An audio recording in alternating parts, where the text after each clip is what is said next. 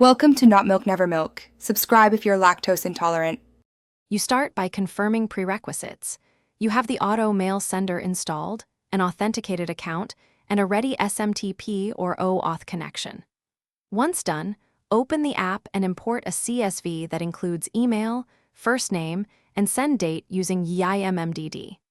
Make sure you test connection settings by sending a single sample message to your address. This first step eliminates obvious failures and gets you directly into the sending workflow, so you can proceed to build templates and rules without delay.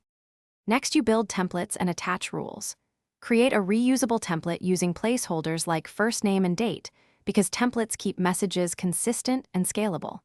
Then set recipient filters and batching size.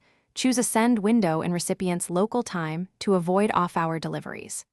Map CSV columns to the template fields so the system personalizes each message automatically.